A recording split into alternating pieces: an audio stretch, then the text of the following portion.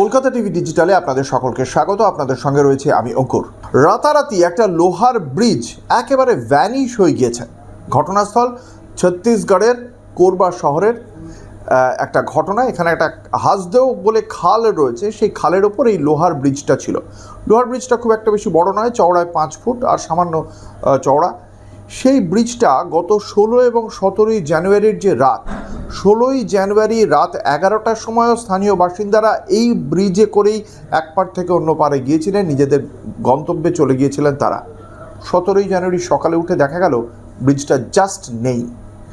সঙ্গে সঙ্গে তারা স্থানীয় জনপ্রতিনিধি কাউন্সিলরকে জানান ঘটনাটি সম্পর্কে। তিনি একটা লিখিত অভিযোগ দায়ের করেন এবং এই এমনই একটি ঘটনা ঘটেছিল 2022 সালের এপ্রিলে বিহারের রোহতাস জেলায়। সেবার একটা 500 টন ওজনের লোহার ব্রিজ একেবারে রাতারাতি গায়েব হয়ে গিয়েছিল।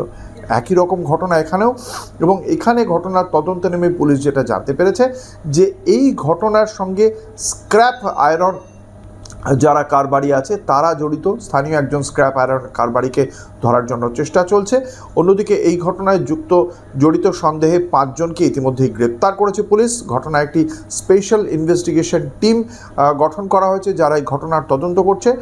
ঘটনায় যেটা জানতে পারা যাচ্ছে, 11টা নাগাদ ওই ব্রিজের ওপর দিয়ে শেষ কেউ হয়তো পার করেছিলেন। তারপরেই দুষ্কৃতীরা এই ব্রিজটি কাটার যে অপারেশন, সেই অপারেশনের নামে দ্রুত গ্যাস কাটার দিয়ে ওই ব্রিজটি কাটা হয় এবং তারপরেই ব্রিজটির ওই স্ক্র্যাপ আয়রন নিয়ে তারা বেরিয়ে যায়। এই ব্রিজটি অবশ্য 500 টনের মতো অত বেশি ভারী ছিল না, তুলনায় হালকা ছিল। এবং তারপরে এই ঘটনার তদন্ত করতে গিয়ে স্থানীয় এই যারা দুষ্কৃতকারী তারা তো ওই ব্রিজের মানে লোহার বা যন্ত্রাংশ নিয়ে তারা তো আর ঘুরে বেড়াবেন না, তাদেরকে অবশ্যই বিক্রি করে টাকা নিতে হবে। ফলে তারা যাবেন কোথায়? স্ক্র্যাপ আয়রনের যারা বিজনেস করেন তাদের কাছে। সেই রকম যখন কারবারিদের কাছে যাওয়া গেছে, তখনই দেখতে পাওয়া গেছে যিনি ওই এলাকায় এমন একটি চক্র চালান তিনি বেপাত্তা, এবং তার